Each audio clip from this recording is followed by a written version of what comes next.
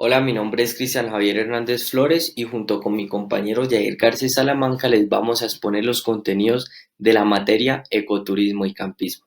Somos estudiantes O2 del sexto semestre. Empezamos con algo fundamental que es la historia, donde vamos a reconocer unos momentos importantes para entender el origen de las actividades físicas en el medio natural.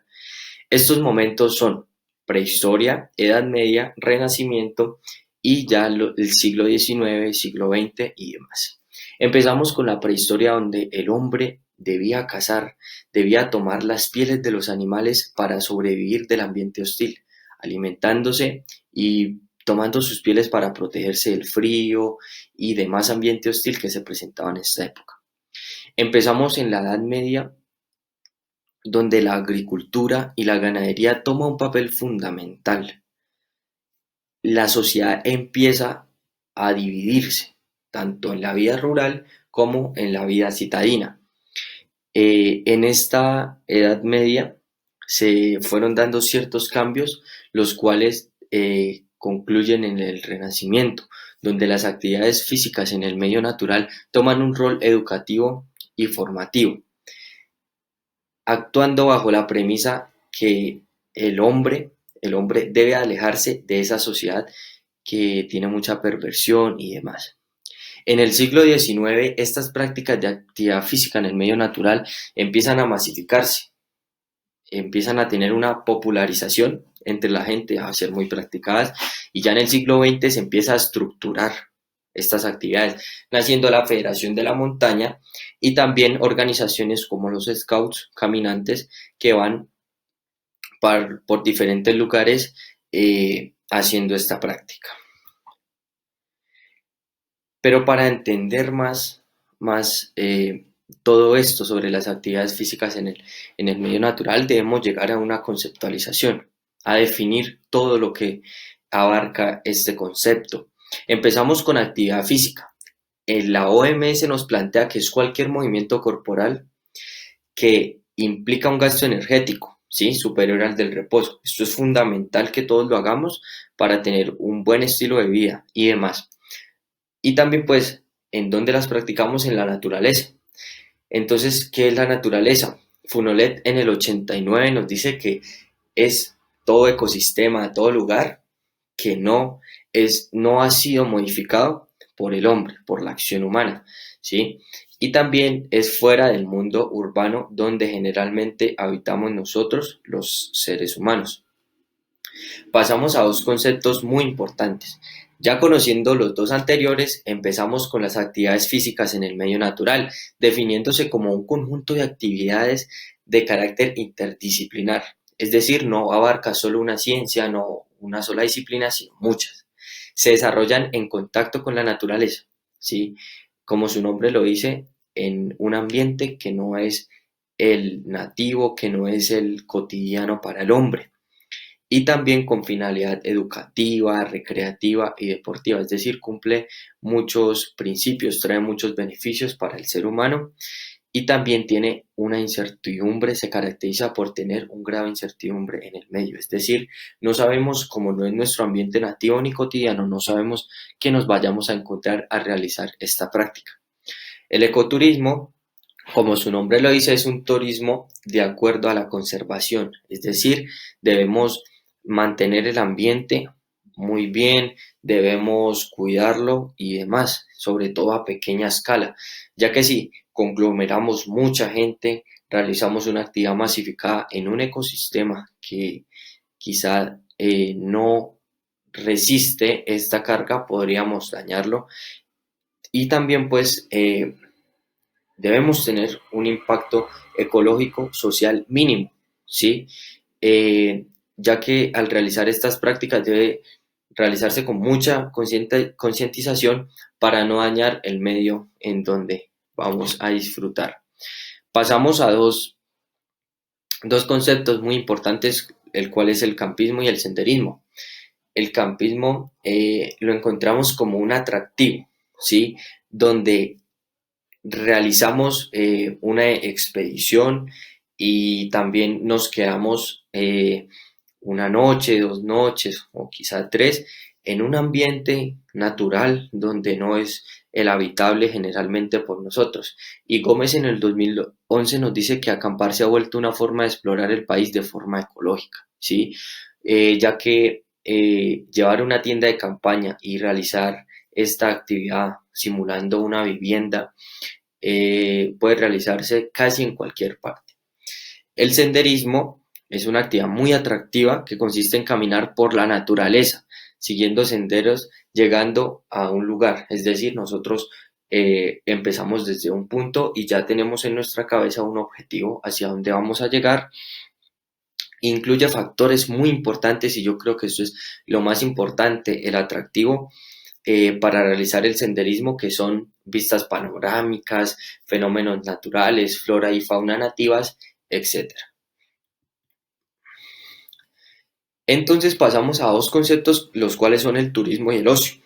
Entonces, Murcia en el 2012 nos dice que el turismo es un conjunto de relaciones, es decir, no solo invoca una línea, sino muchas. Se conectan diferentes relaciones y fenómenos que se producen como consecuencia del desplazamiento y distancia personal eh, fuera del lugar de residencia, es decir, nosotros vamos de un lugar que no es nuestra casa, que no es nuestro país y demás, a otro para disfrutar de diferentes actividades o atractivos naturales que se puedan presentar al lugar al que deseamos ir, ¿sí?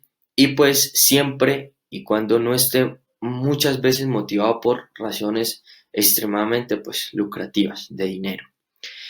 Pasamos al ocio. Entonces, Rodríguez en el 99 nos dice que es un tiempo conformado por actividades y prácticas libremente elegidas, que son hechas, son realizadas por el hombre para el disfrute y también pues para la superación y preferencias pues de cada individuo, algo que le genera placer. Pasamos a la clasificación. Entonces, de las actividades físicas en el medio natural, las podemos dividir de tres maneras. Acá encontramos la recreativa y hedonista, la deportiva y de rendimiento y por último la educativa. La recreativa y la hedonista, ¿qué busca? Busca generar nuevas sensaciones, ¿sí? En el hombre, busca generar nuevas sensaciones en el hombre y también busca que el hombre encuentre ese estado, ese gusto, generando un ocio, como anteriormente lo habíamos mencionado. En la deportiva y de rendimiento buscamos una competición, pero sobre todo una superación de objetivos. Este es el mayor fin de la actividad física deportiva y rendimiento. Por fin, para finalizar esta diapositiva, pasamos a la educativa, donde buscamos que sea un contexto educativo que le aporte a la persona que la haga, pues ciertas actitudes, actividades, enseñanzas que nos puede dejar esta práctica.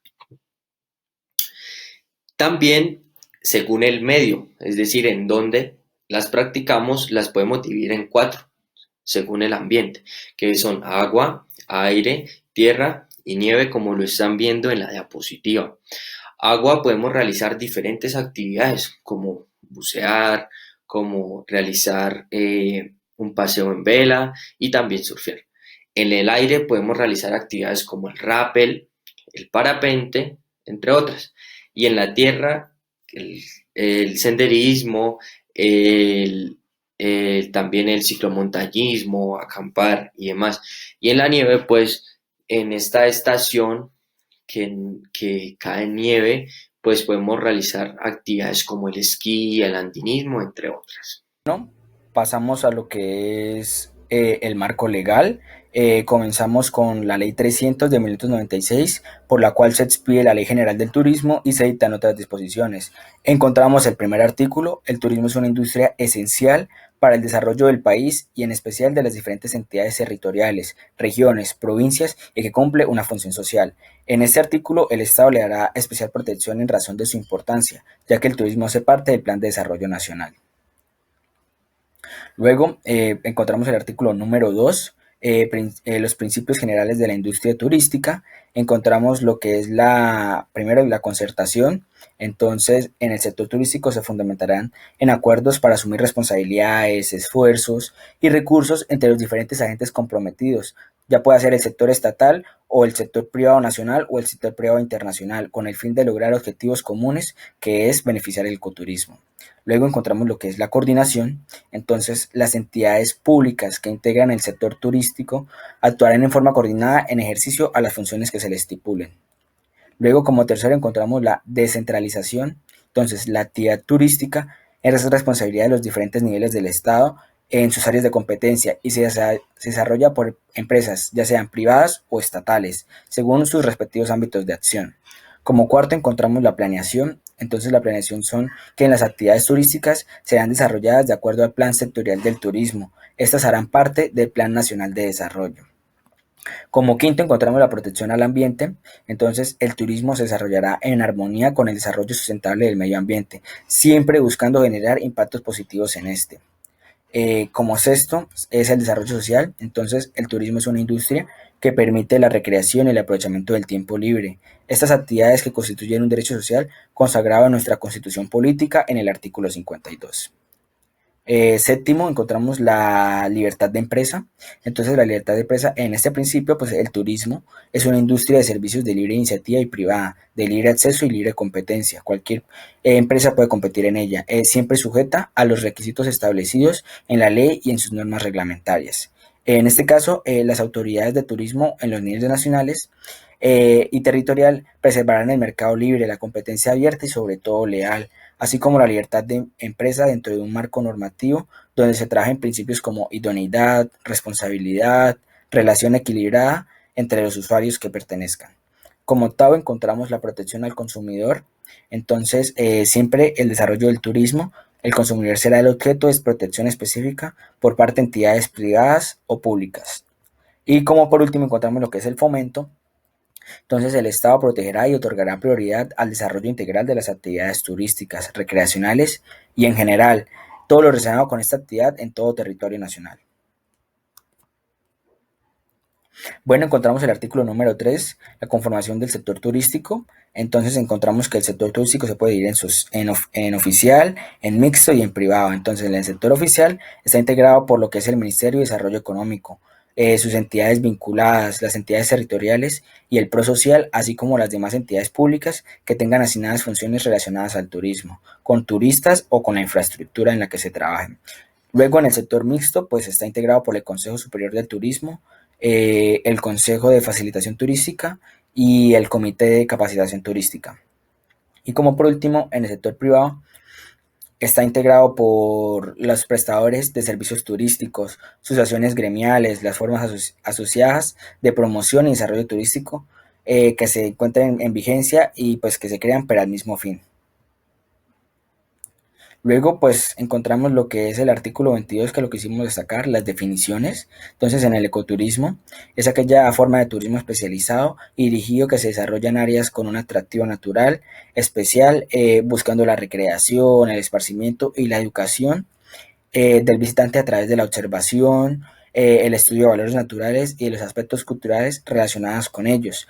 Podemos encontrar un ejemplo que es la isla Gorgona en la costa pacífica. Se puede atravesar una selva y luego se puede ir a la isla, pues a veces se pueden encontrar ballenas, que es una época especial del año. Luego, pues pasamos a lo que es la capacidad de carga. Entonces, es el nivel de aprovechamiento turístico, o sea, es el número de personas que pueden estar en un ecosistema y que un ecosistema puede aguantar sin generar ningún daño negativo. Aquí en esta carga, en la capacidad de carga, los diferentes autoridades ambientales ponen límites al uso. Entonces encontramos que la capacidad de carga se puede dividir en tres: en la capacidad funcional, en la capacidad real y en la capacidad específica, donde podemos encontrar que las lagunas, los senderos, las lagunas y los ríos tienen un cierto número de personas que pueden estar y también tienen cierto tiempo de descanso que se le puede dar para poder volver a utilizar el ecosistema sin generar ningún daño. Pasamos al etnoturismo. Entonces el etnoturismo es el turismo especializado y dirigido que se realiza en territorios de los grupos étnicos con fines culturales, educativos y hasta recreativos. Un ejemplo puede ser la Sierra Nevada de Santa Marta. El agroturismo, entonces, es un tipo de turismo especializado en el cual el turista se involucra con el campesino en las labores agrícolas. Estas se pueden encontrar más que todo en lo que es la zona cafetera de Colombia y encontramos la pequeña granja de la mamá Lulú en Cartago, Quindío. Pasamos a lo que es el acuaturismo. Entonces es una forma de turismo especializado que tiene una motivación principal y que es el disfrute por parte de los turistas en cualquier cuerpo de agua. Hablamos ya sea de mares, ríos, lagunas, hasta el mismo océano. Encontramos en Colombia lo que es San Andrés Islas. Y como por último encontramos lo que es el turismo metropolitano o también conocido como turismo urbano. Es el turismo especializado que se realiza en los grandes centros urbanos con fines culturales, educativos y recreativos. En el distrito capital, lo que es Bogotá, podemos hacer este turismo, ya sea ir a Monserrate, ir por el metro, ya sea en bicicleta, a pie, entre otras. Y pues todos estos conceptos los abarca el artículo 29, que es el artículo que hace que se promuevan, se divulguen, se haga la oferta de estas formas de turismo. Luego encontramos el artículo 35 y 36, lo quisimos destacar, ya que en el artículo 35 hablamos de la tercera edad, pensionados y minusválidos, y en el artículo 36 de los jóvenes. Quisimos hacer parte de esto porque ya que en estos artículos se promueve, se divulga, se oferta las formas de turismo anterior y pues en estas podemos involucrarnos como profesionales en cultura física. Bueno, ya comenzando con la revisión de la literatura, hicimos una revisión sistemática de los beneficios del ciclomontañismo. Entonces, realizamos la investigación a 6 artículos diferentes, están en portugués, hablamos del ciclomontañismo y se pudieron abarcar 3 variables principales que fueron lo que es la primera, la mejora de las capacidades condicionales y coordinativas de las personas. Podemos mirar que a pesar de que las personas comenzaron a realizar esta práctica deportiva, vimos mejoras en su fuerza, en su coordinación, en sus reflejos y en su ritmo. Luego pasamos a lo que es el bienestar mental. En estas investigaciones que se hicieron, se pudo apreciar que las personas realizaron esa práctica deportiva porque el estrés de la ciudad, el estrés del tráfico, el estrés de llegar a su casa, de la monotonidad. Entonces realizaban prácticas deportivas y qué mejor hacerlo que en contacto con el ambiente natural.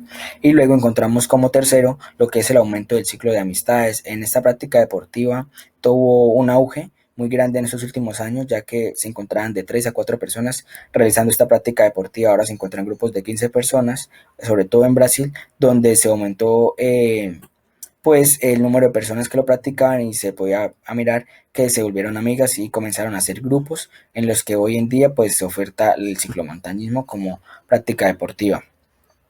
Luego pasamos a lo que es la charla de Luis Guillermo Carreño Reyes, que es un operador turístico aquí en Santander, sobre todo en Charalá, y pues colocamos lo que es primero la sensibilización y el respeto a la naturaleza. Aquí queríamos hacer el énfasis en que siempre la naturaleza se debe cuidar y qué mejor manera de hacerlo de forma turística o pues hablando del ecoturismo, siempre buscando que las personas se sensibilicen por la fauna y la flora que hay ahí, que a veces está en vía de extinción.